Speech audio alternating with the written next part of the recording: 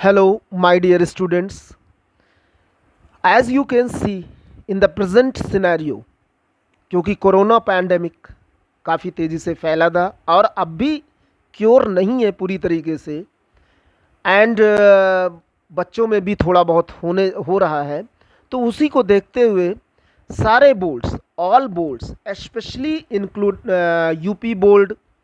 आप पेपर में भी पढ़ रहे होंगे, UP board, CBSE board, ICSE board, सारे बोर्ड्स क्या कर रहे हैं, डिमांड कर रहे हैं for class 11 and 12 marks of the students. मतलब रिजल्ट किस बेसिस पे होगा फिलहाल ये तो डिसाइड नहीं है, वो शायद आज सुप्रीम कोर्ट का कुछ डिसीज़न आ सकता है, या आफ्टर 1 जून या उसके बाद भी डिसीज़न हमारे एजुकेशन मिनिस्टर और साथ में हमारे ऑनरेबल प्राइम मिनिस्टर ये सब लोग दे सकते हैं मिल करके with the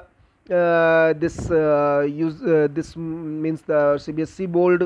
ICSE board, UP board, इन सब के उच्च अधिकारियों मीन्स ऑफिसर्स को ले करके इनके सारे लोगों की एक मीटिंग होगी और उसके बाद अपना कोई डिसीज़न देंगे। बट ये सारे board, UP board, CBSE board, ICSE board, हर स्कूल से, अपने स्कूलों से, यानी जो एफिलेटेड स्कूल्स हैं इन लोगों के, वो क्लास 11th क्लास 12th के मार्क्स को मांगा जा रहा है अपलोड करने के लिए उनके वेबसाइट पे। जैसे यूपी बोर्ड अपनी वेबसाइट पे, सीबीएसई बोर्ड अपनी वेबसाइट पे, आईसीएसई बोर्ड अपनी वेबसाइट पे, और उनको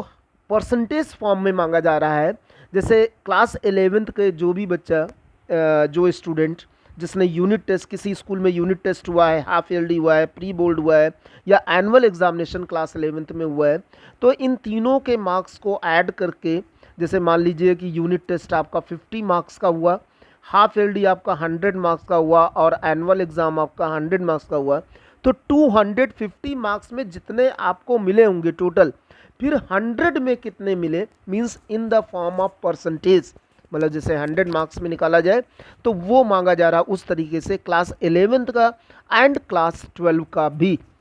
और जो बच्चों ने एग्ज़ाम नहीं दिया है, फॉर एग्ज़ाम्पल कोई एग्ज़ाम नहीं दिया है, तो उसको कंसीडर नहीं किया जाएगा, मतलब उस एग्ज़ाम को कंसीडर नहीं किया जाएगा। मान लीजिए किसी ने हाफ ईयरली नहीं दिया, सिर्फ यूनिट टेस्ट दिया और एनुअल एग्ज़ाम दिया, तो 100 और 50 मार्क्स में, मतलब टोटल 150 मार्क्स में कितने मार्क्स मिले, तो 100 मार्क्स के कितने मार्क्स मिलेंगे, यानी उसके ऊपर कोई इफेक्ट नहीं पड़ेगा मार्क्स के ऊपर में, तो इसलिए कोई दिक्कत नहीं है। कोई बोर्ड ऐसा भी कर रहे हैं कि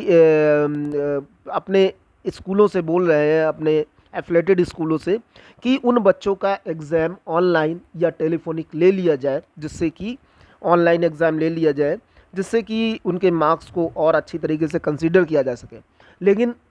दोनों ऑप्शन हैं जिस हिसाब से। एक और चीज़ है जिसमें बच्चा अगर एग्ज़ाम, मान लीजिए कोई बच्चा जो क्लास इम्प्रूवमेंट पेपर भरा है, यानी नॉट अटेंडेंट द स्कूल, कोई स्कूल को अटेंड नहीं कर रहा है, तो उसके जो पिछले 11th और 12th में उसका जो भी मार्क्स रहा होगा वो पूरा अपलोड किया जाना है और उसके बाद में डिसाइड होगा। फिलहाल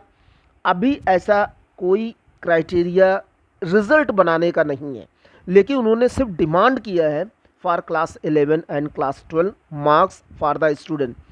एंड इसके पहले आप जान भी चुके होंगे कि 9th और 10th का मार्क्स भी अपलोड किए गए हैं। फिलहाल वो तो कैंसिल ही हो गया है, एग्ज़ामिनेशन कैंसिल हो गया, उसके मार्क्स को ही लेकर के रिज़ल्ट तैयार होना चाहिए। लेकिन क्लास 11-12 के बारे में अभी डिसीज़न नहीं आया है कि एग्ज़ाम पोस्टपोन है कि एग्ज़ाम कैंसिल है। तो एग्ज़ाम यदि पोस्टपोन होगा तो कब होगा इसकी डेट भी अभी डिसाइड नहीं की गई है। लेकिन ये फॉर प्रिकॉशनरी क्लास 11th और 12th के मार्क्स अपलोड करने को कहा गया है इन दीज बोर्ड्स और भी सारे बोर्ड, स्टेट बोर्ड्स में भी। तो यदि आपको ये चैनल कंटेंट ठीक लगा हो तो आप इसको सब्सक्राइब कर सकते हैं, शेयर कर सकते हैं, लाइक कर सकते हैं। Thank you.